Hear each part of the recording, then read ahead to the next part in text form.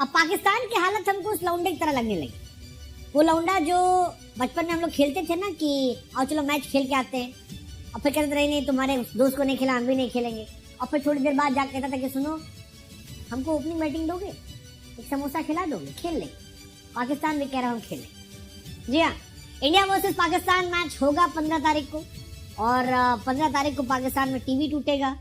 अबरार अहमद का वो देखने को मिलेगा बेइज्जती होने पे। अब अभिषेक मारेंगे कि ईशान मारेंगे कि तिलक मारेंगे कि सूर्या मारेंगे कि रिंकू कि हार्दिक कि अक्षर या दुबे, ये हमको नहीं पता।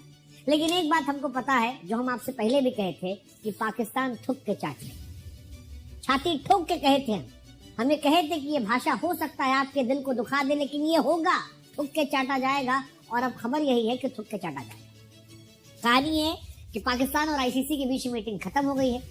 बांग्लादेश क्रिकेट बोर्ड भी वहां मौजूद था, और आईसीसी ने जब अपना हंटर चलाया तो वहां से क्लैरिटी मिल गई है कि पाकिस्तान खेले। अगले 24 घंटे में हो सकता है आपको अनाउंसमेंट ऑफिशियल मिल जाए कि इंडिया वर्सेस पाकिस्तान 15 तारीख को होगा। अब सवाल यहाँ पर ये कि अगर ये मैच हो रहा है तो क्या ये पाकिस्तान के लिए बेइज्जती नहीं है? मतलब पाकिस्तान वाले कोई भी लॉजिक दें, बट अगर आप एक्चुअली सोचो, इंडिया वर्सेस पाकिस्तान को लेकर पाकिस्तान के प्रधानमंत्री ने आकर कहा कि हम नहीं खिलाएं। शहबाज शरीफ ने कहा था कि इन सॉलिडेरिटी विद बांग्लादेश हम नहीं खेलेंगे। क्या किसी मुल्क के प्रधानमंत्री की बात की इतनी इज्जत नहीं है कि माना जाए? या फिर ये माना जाए कि वो जो ट्रॉफी चोर मोहसिन नकवी थे, उन्होंने अपनी पॉलिटिक्स को चमकाने के लिए मुल्क के प्रधानमंत्री को बेइज्जत कर दिया? लॉजिकली वही है, अगर आप देखोगे तो बेइज्जत करवाया उन्होंने। मोहसिन नकवी सियासतदान है, एशिया कप की ट्रॉफी अभी तक चुराए बैठे हैं। मतलब आईसीसी की ट्रॉफी चुरा तो नहीं सकते, इसलिए भाग रहे थे। अब वो इमरान खान से बचा रहे थे, अपना नंबर बढ़ा रहे थे, पता नहीं, लेकिन जो कुछ उन्होंने किया उसने इंटरनेशनल लेवल पर पाकिस्तान की और बेइज्जती कराई, बहुत जबरदस्त बेइज्जती कराई।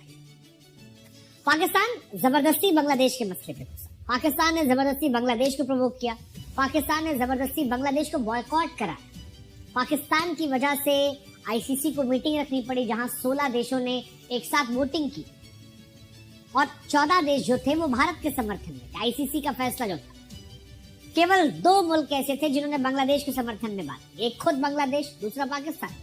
और अगर आप इतने बड़े मार्जिन से हार जाते हैं तो फिर आपको चुपचाप मान लेना चाहिए था। लेकिन फिर हमने वही जो कहा कि गरीबी हो, गलतफहमी भी हो, ये बहुत डेडली कॉम्बिनेशन होता है, और ऐसा कॉम्बिनेशन हमारे पड़ोस में मौजूद है।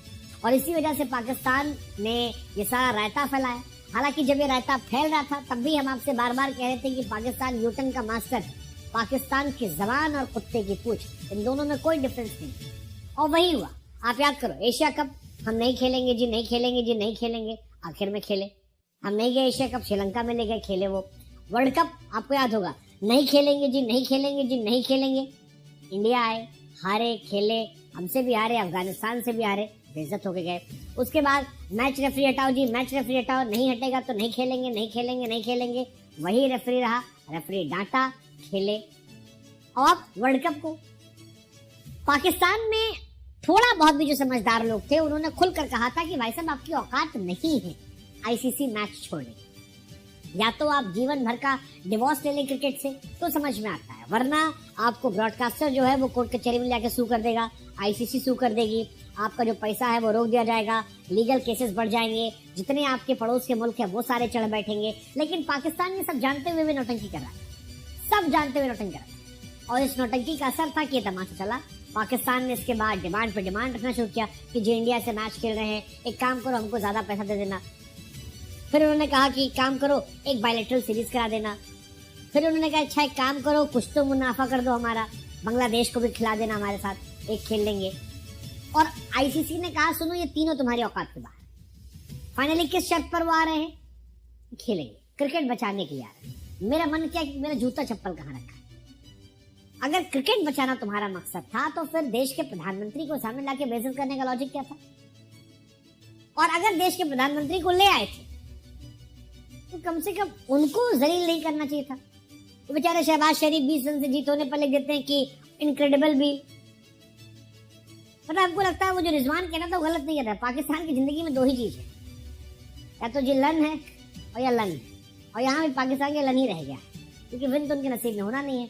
अब पहले नहीं खेल रहे थे तो डबल फायदा पाकिस्तान का। फायदा नंबर 1 ये था कि मुल्क की आज़ादी के नाम पर, बांग्लादेश की सॉलिडेरिटी के नाम पर, अपना एक स्टैंड दिखाने के नाम पर वो सारी बकैती कर लेंगे।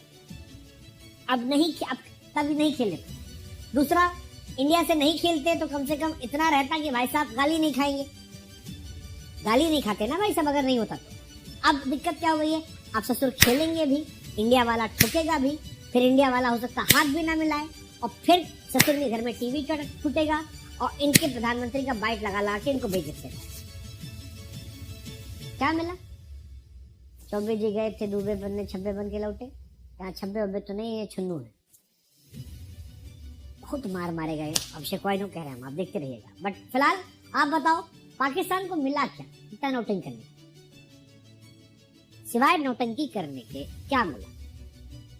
मतलब अगर हम पल भर को ये भूल भी जाए कि as a Indian cricket fan हम उनको जो उनका मजाक उड़ाते हैं, तो सीरियस नोट पे भी क्या मिला? कमेंट सेक्शन बताइएगा।